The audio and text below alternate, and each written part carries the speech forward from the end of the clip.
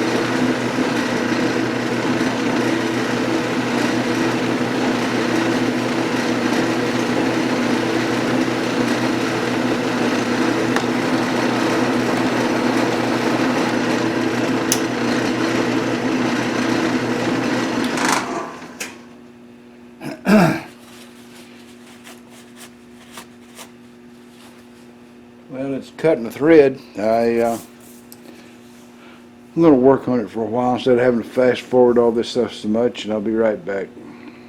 Okay, so this thing screws down on there and tight against the cutter. So once that's screwed down tight, and I've got a key in here too, it should never move. But I've got way too much nut here, as you can see. I think I'm going to split it right about there, and the way I'm going to do that's just with a parting tool, and I don't know if I'll make a video of that or not. It's a pretty simple thing. I'll just set it up there and slice through it, you know. The parting tool on the lantern tool post looks to me like it's perfectly good for this job. So here we go.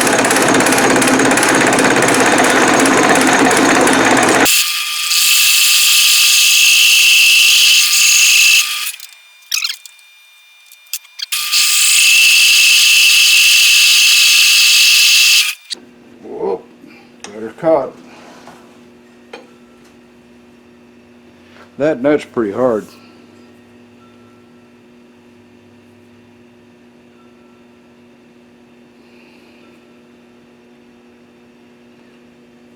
Well, I'll go ahead and cut it off. Alright guys, it's been 2 or 3 days since I cut the threads. Had spent a couple of days driving the boss lady around town doing one thing and another. And the cold has come and gone, and so we're back to short sleeve shirts, so you don't have to worry about my ragged sleeves getting caught in the lathe. And I went out to the in between here and then. I went out to the mailbox and I found a frosty letter in there. It was still pretty cold, and it turns out it came from Canada. I guess that's why it's cold.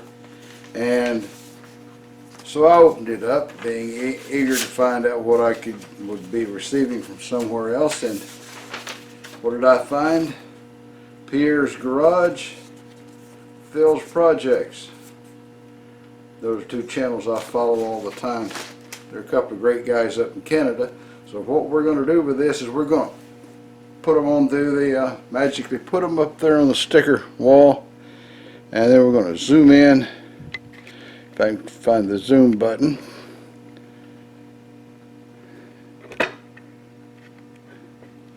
And there they are. Placed there by magic, sleight of hand, and all that sort of thing. Alright, so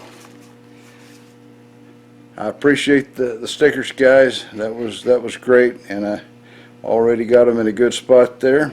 So what we're going to do now is we've got this guy and he's threaded. We need a little keyway in here, and what I'm going to do is I'm going to extend the keyway back into this high spot here a little bit, just in case at some point in the future I want to maybe machine it all the way back to this shoulder. Then I don't have to go back and worry about adding keyway or anything. So, and it won't hurt anything other than maybe the appearance. And I discovered this thing is not just soft on this end. This thing is soft all the way back. So I made a couple little dings there with my lathe dog on it, but I just filed them flat. Anyway, what we're going to do is cut the keyway in it, and this thing will be finished. And then after that, we'll see if there's a Bubba joke or a couple of Texas Roads or Daisy or something. And after this video, there's just going to be one more video this year, and then I'm going to take a break, and I'll resume sometime in January. You know, this is starting to feel kind of like a job, and I don't want a job. So I'm going to take a little break here and over the holidays and part of January, and kind of recuperate and do other things for a little bit. Not to say I may not be working on some of the stuff, but I'm probably not going to be working on anything in front of a video camera during that time. So we'll just I'll say thanks for viewing and all that at the end of the video, but I just wanted you to know that I'm going to take a break. Alright, so let's get on with cutting the keyway. That was something I had to do some thinking on, but let's get on with it. I did spend a couple of days figuring out how I was gonna, you know, make everything work, cutting the key, and it came to me. So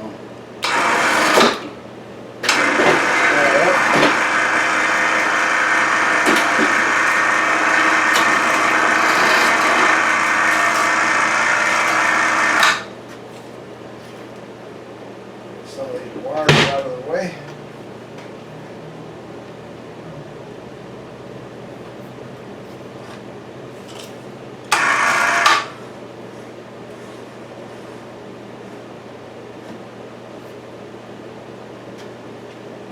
Right, keep getting tangled up in those wires. Whoa, just stand up like that.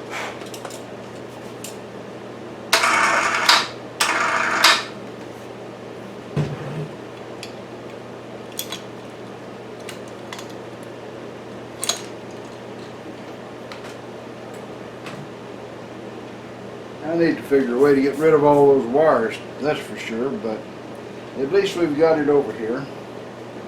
And I can ease this stuff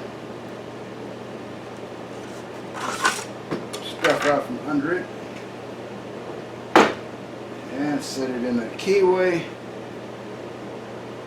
And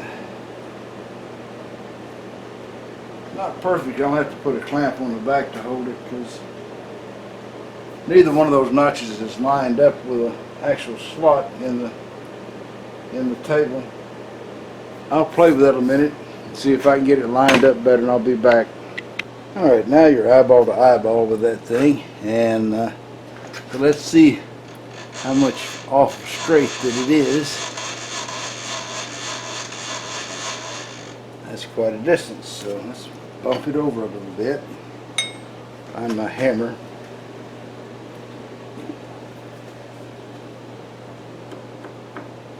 Wrong way. No, I was going the right way.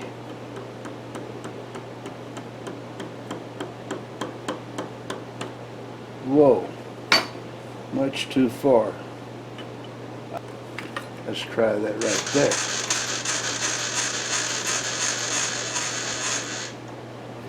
That's closer, but still no cigar.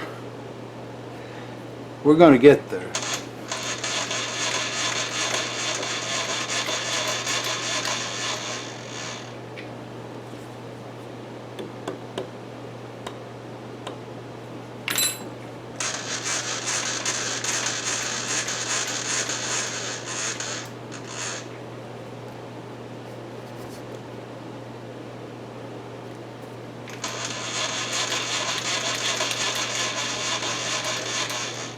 Getting close.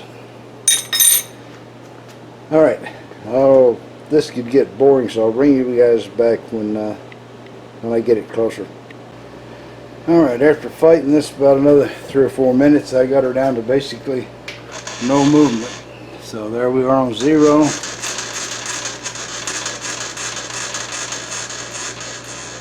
far as I can go before I run into the shoulder, and it's still on 0. And for a keyway that's only going to be about 3/8 of an inch long, I don't think it's going to drift enough from true like that to make any difference. So we're going to call that lined up. And the next step is, of course, to get something to clamp this piece so it can't rotate, and then get on with the job. We'll be back. This whole thing's going to be pretty close because I get really close to the chuck there. I think I can make it, but still it's going to be really close, so we'll see how it comes out. I'm thinking I'm going to get by with it just on the luck of the redneck. Let's center it up. Alright, so I finally got it lined up there, and I used the division feature there to set it for dead center. So once I move that over, I should be dead on the top of the thing.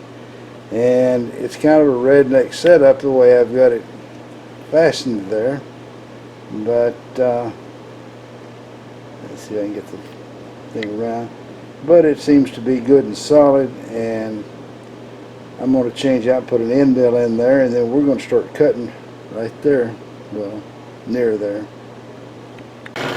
Alright, let's try to cut a keyway. We got a 4-flute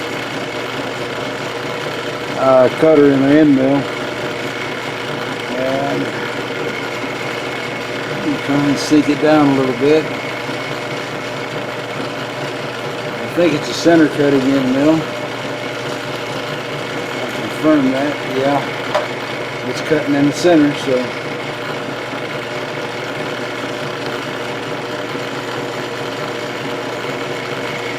we'll sink it right on down some here.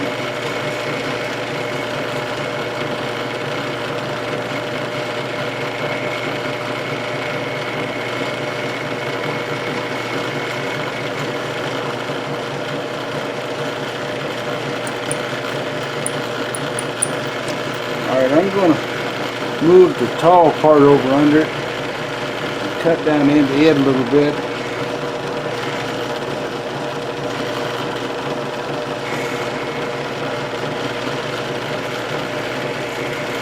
Like I said, I'm going to run the keyway just a little bit further,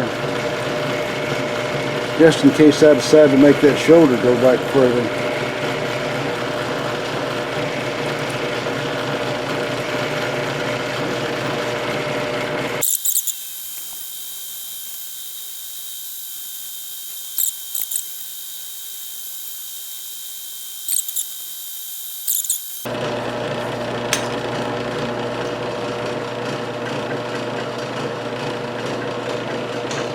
I can't go any further.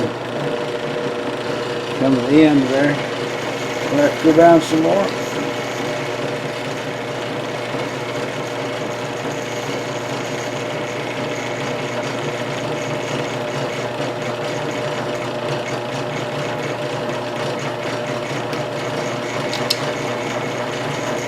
Alright, we'll cut going back the other way.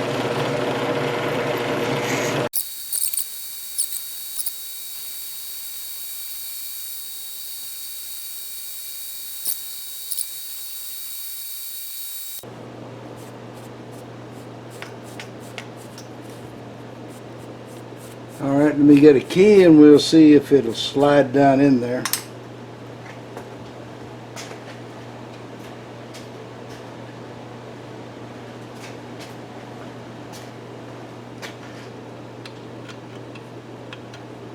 Yeah, it fits.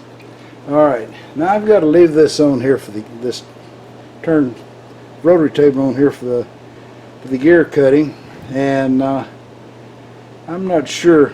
I may have to move it out to this side or something, but I'm going to take part of this stuff off and put the chuck back up here, because I got to trim this key to fit into the cutter. So I figure I need to take 8/1000ths off of each side of this down to halfway point. Okay, so we'll be back in a minute. It would have been more normal to have set this thing in a V-block and then put it in the vise, but up until today I only had one set of V-blocks and they were too wide to fit into this little spot right here. This just came in the mail a few minutes ago, and it would have been just right to set it up over there in the vise and cut it with a lot more room than I had working over there in the rotary table. But we've already got the keyway cut now.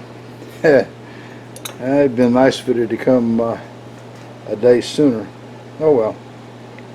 Let me go ahead and get my vise squared away.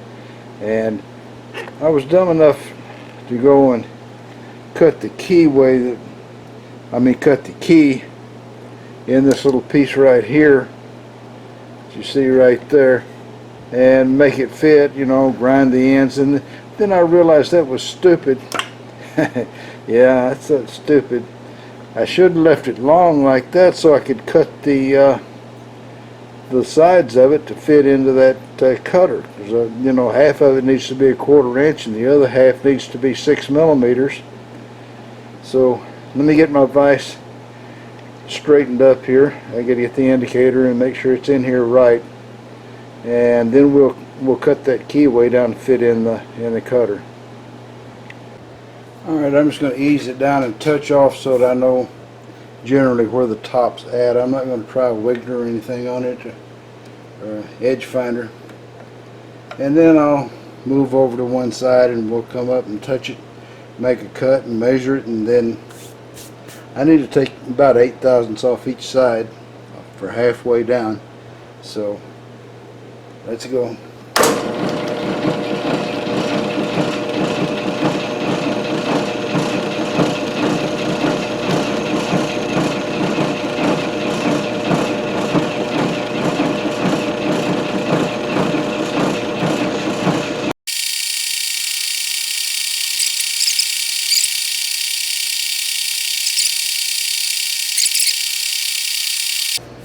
I'll get my micrometer and we'll see how thick that is.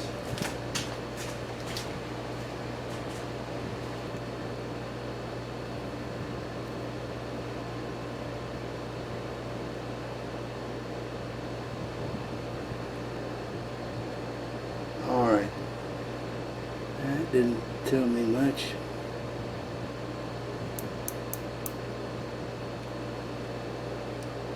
Alright, so that's just barely touching it, just cut about 1/1000th off.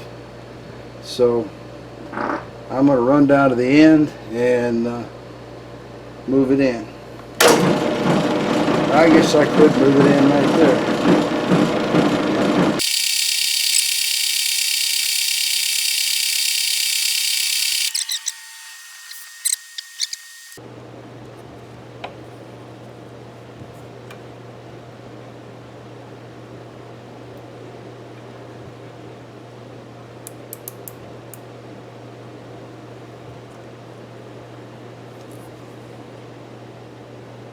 All right,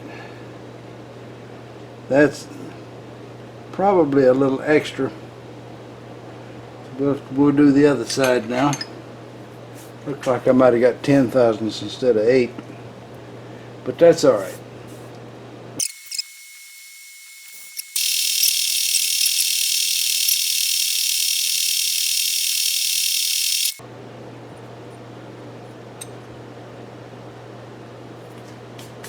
That could be 6 millimeters.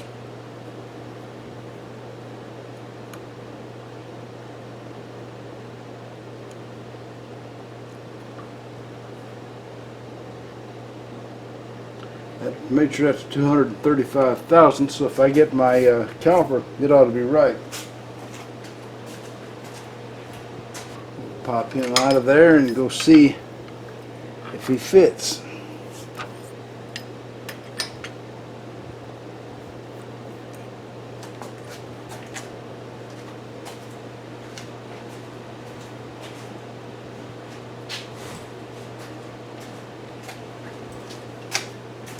And there we are, proof of the pudding. It fits in there. So now all I've got to do is clean it up, and the job will be done. I'm going to clean it up with my little Dremel tool, and I'll show you what it looks like mounted. Now you can see that I can't move it. That key goes all the way back to that shoulder there, and it's a little below the surface there because this is a lot larger diameter than where the cutter's at. But the cutter is on it and it's set, and we're ready to roll on.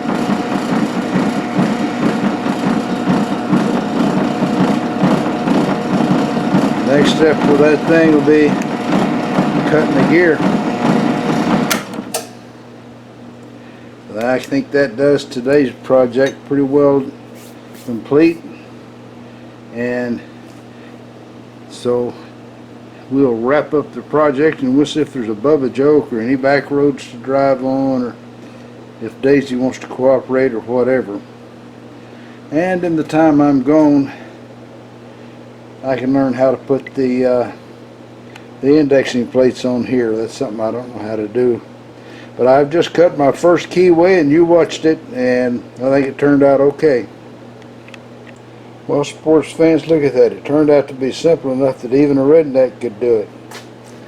Got them fitted on there. They actually clear everything on the table and cranks everything around in a circle. Looks good to me. The only part I'm not too crazy about is this little latch here. To go down in there, it's just too loose. I think there's got to be some other way to hold that guy down than that flimsy little piece of tin. Oh well. Nevertheless, when I get the gear figured out, I know I can get the dividing plates on it right. Bubba's got an Uncle Bubba. Yeah, they don't go to a lot of different names in that family.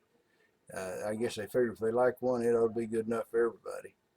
But anyway, Uncle Bubba is married to a gal named Fancy, and so one night Fancy woke up. Uncle Bubba wasn't there in the bed, so she went around the house looking for him, found him in the kitchen. He'd just sitting there staring at the wall. Every now and then he'd wipe a tear out of his eye. She said, "Well, what's the matter, Bubba?"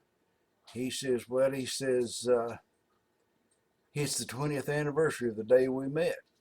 And she just can't believe he remembered that, you know, and she starts to tear up some, you know. And he says, "You remember 20 years ago when we started dating?" He says, "I was 18 and you was only 16. And she, you know, Fancy, you know, kind of dropped another tear. Yeah, I sure do. He says, "And you remember when your father caught us in the back seat of my car?" And she says, "Yeah." And he says, "You know, you remember how he stuck that shotgun in my face and told me that I was going to marry you, or he's going to send me to prison for 20 years? She says, "Well, yeah." He says, "Well," he says, "I would have got out today." Choices.